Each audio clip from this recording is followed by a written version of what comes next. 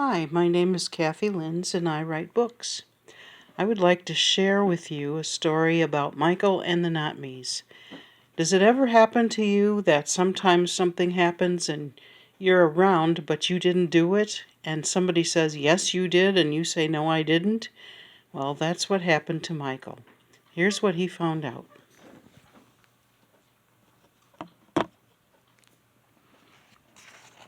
Michael and the Not-mes.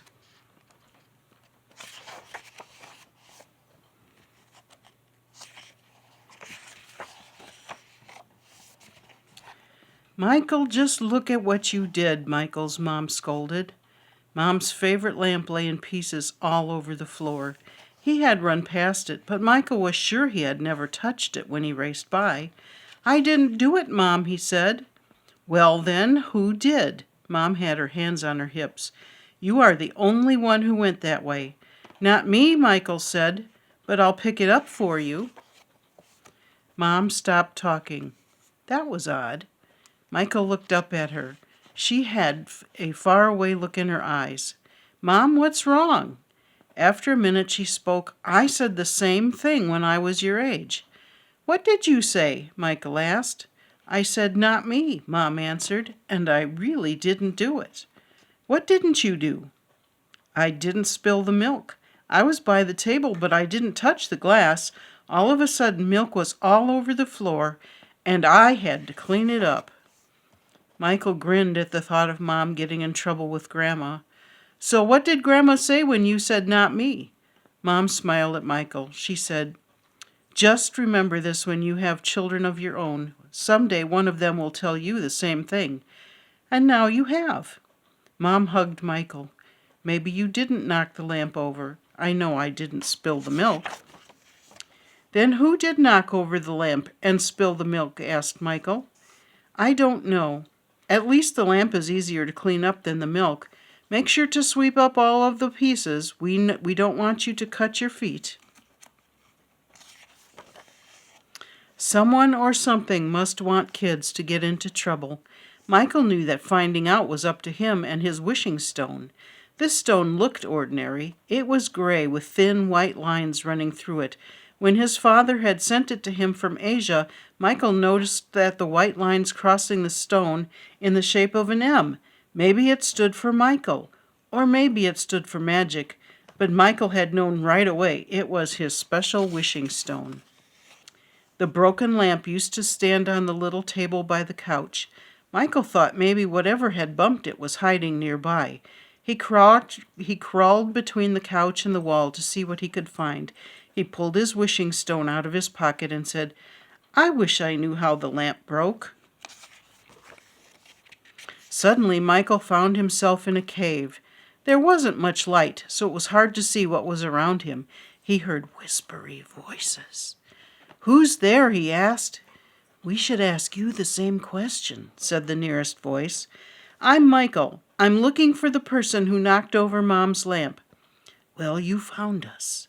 We're the Not-mes. When children say not me, they are talking about one of us. Michael stared hard at the place where the voice came from. A small, shadowy creature stood there. It was see-through like a ghost. Now that he knew what he was looking for, he noticed that he was surrounded by Not-mes. You can almost see him right here. I can't see you very well, Michael said, squinting his eyes to focus better. That's how we manage to do so many things without getting caught. No one really sees us, the Not-me said, laughing. The laughter made Michael angry. Why do you do it? Michael asked. His fists closed and he gritted his teeth. His words came out with a tight sound that matched his fists. Don't you know how much trouble kids get in when it isn't even our fault? You are the ones who should get in trouble. I was only doing my chores, the Not-me answered. Today my chore list said to tip over the lamp in your house. So that's what I did. Chores? Breaking my mom's lamp was a chore? It was hard to yell in a whispery place like this, but that's what Michael tried to do. "Sure," replied the ghostly creature. "And this afternoon, well, would you like to go with me and see what I do?" "Yes, I would," Michael said. He wondered if the Not-mes were dangerous, or if they were just playing pranks. Maybe if he went along with one of them, he could keep other kids from getting into trouble. "I only do what the list says," the Not-me answered. The Not-me crawled through several tunnels until he came to a place so tight that Michael had trouble squeezing through. He sucked in his stomach and made his ribs as flat as he could and popped out next to the backyard that belonged to Ricky, one of his classmates. It was hard to see the Not-me in the bright sunlight, so he didn't spot it right away. It was very good at keeping to shady places. The Not-me crept along the fence that surrounded Ricky's backyard. A small black and white dog ran toward the Not-me, barking and yapping. The Not-me paid no attention to the dog as it slipped over to the fence gate and lifted the latch. Michael suddenly knew that what the Not-me was up to. If the gate opened, Ricky's dog would run out of the yard and chase the Not-me. The creature was nasty enough to lead the dog into the street. Michael quickly pulled the wishing stone out of his pocket. "I wish that the gate would latch itself shut again." No sooner had he said it when the metal clasp swung back into position.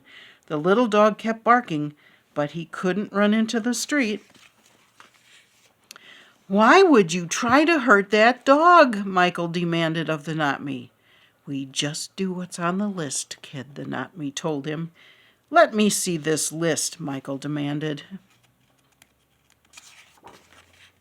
The Not-me led him into a new tunnel entrance along several passages to a big white sheet of paper hanging on the wall.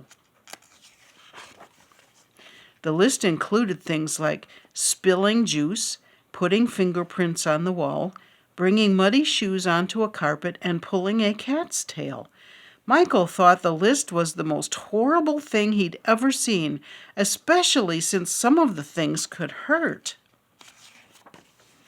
He pulled the paper off the wall and tore it up into tiny pieces. The Not-me screamed, "Stop! How will we know what to do?" Michael grabbed his wishing stone and waved it under the Not-me's nose. "I wish you never find out what to do ever again. I get in enough trouble by myself without any help from you." He turned back to the passage he'd come through first. After squeezing through another tight spot, he found himself behind the couch in his own living room. Michael went to the closet and got an extra pillow. It was fat and fluffy.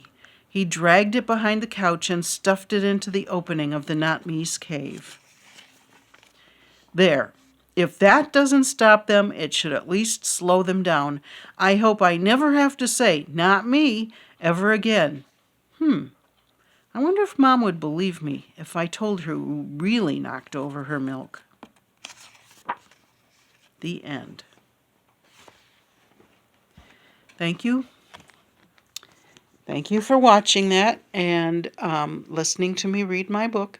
I hope you have a wonderful day. Goodbye.